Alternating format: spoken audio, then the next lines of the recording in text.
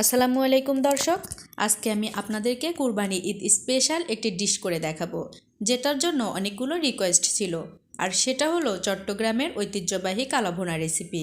প্রথমেই বলে নেই, কালাভুনা মানে কালো ভুনাই। এটা কোনো ভাজা বা পোড়া মাংস নয়। অনেকেই কালোভুনা বলতে ভাজা বা পোড়া মাংসকে বুঝে থাকেন। তবে আজকে আমি কালোভুনা মাংস আপনাদেরকে রান্না করে দেখাবো। এই মাংসটি এক একজন এক একভাবে রান্না করে, তবে আমি খুব সহজভাবে আপনাদেরকে দেখানোর চেষ্টা করছি। আশা করছি আপনাদের সবার কাছে অনেক ভালো লাগবে। তো আমি আর কথা না বাড়িয়ে মূল রেসিপিতে চলে যাচ্ছি।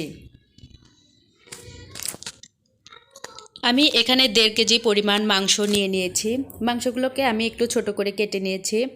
এর মধ্যে দিয়ে দিচ্ছি পেঁয়াজ বেরেস্তা 1 কাপ পরিমাণ, আদা বাটা 1 টেবিল চামচ, রসুন বাটা 1 টেবিল চামচ, জিরা বাটা 1 টেবিল চামচ, শুকনা মরিচের গুঁড়া 2 টেবিল চামচ, ধনিয়া গুঁড়া 1 টেবিল চামচ, হলুদের গুঁড়া 1 চা চামচ পরিমাণ, এবং দিয়ে দিচ্ছি 1 কাপ পরিমাণ কাঁচা পেঁয়াজ কুচি করে নেওয়া।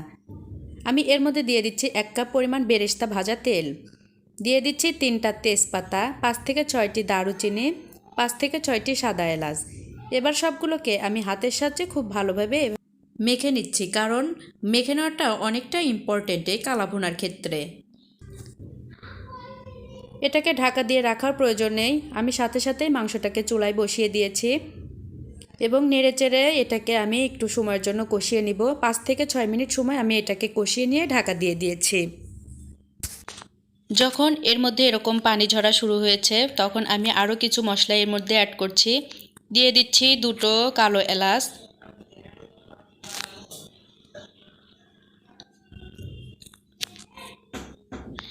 এবং আমি এখানে 1 কাপ পরিমাণ টক দই নিয়ে নিয়েছি।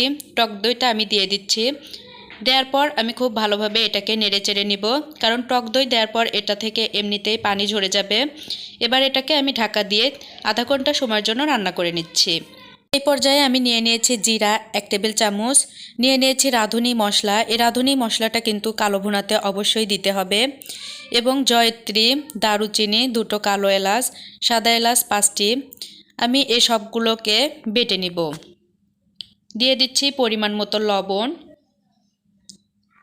এবং বেটে নেওয়া মশলাগুলো আমি এর মধ্যে দিয়ে নেড়েচেড়ে নিয়ে আমি এটাকে 1 ঘন্টা সময়ের জন্য চুলার আঁচটা কমিয়ে দিয়ে রান্না করে নিব।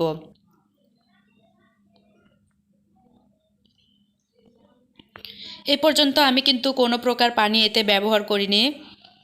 দেখুন কালচে ভাবটা চলে এসেছে, এবং 1 ঘন্টা সময় পর আমার মাংসটাও সিদ্ধ হয়ে গেছে। এই পর্যায়ে আমি বার্গার রেডি করে নিব। এর জন্য আমি সরিষার তেল দিয়ে দিচ্ছি 1/2 কাপ। এর মধ্যে দিয়ে দিচ্ছি 2টো পেঁয়াজ আমি কুচি করে নিয়েছি, এবং 5 থেকে 6টি রসুন কুচি। এগুলো একটু বাদামি করে ভেজে নেওয়ার পর আমি এর মধ্যে দিয়ে দিচ্ছি 4টা শুকনা মরিচ। এবার সবগুলোকে আমি খুব ভালোভাবে ভেজে নিয়ে কালাভুনার মধ্যে দিয়ে দিচ্ছি।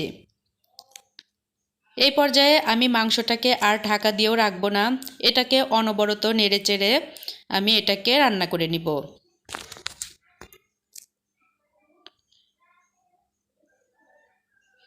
যতক্ষণ পর্যন্ত তেল না ঝরে আর এটা খুব বেশি কালো না হয়, তত সময় পর্যন্ত আমি এটাকে নেড়েচেড়ে রান্না করে নিব।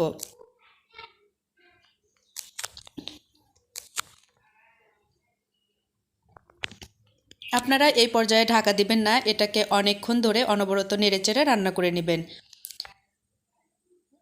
আমি ফিরে আসছি আরও আধা ঘন্টা সময় পর। আমি এটাকে নামিয়ে নিয়েছি। দেখুন এটা রেডি হয়ে গেছে। আশা করছি আমার আজকের কালাভুনা রেসিপিটি আপনাদের ভালো লেগেছে। আর ভালো লেগে থাকলে এখনও যারা আমার এই চ্যানেলটিকে সাবস্ক্রাইব করেননি, অবশ্যই আপনারা আমার এই চ্যানেলটিকে সাবস্ক্রাইব করবেন। আর যারা অলরেডি করে দিয়েছেন তাদেরকে অসংখ্য অসংখ্য ধন্যবাদ।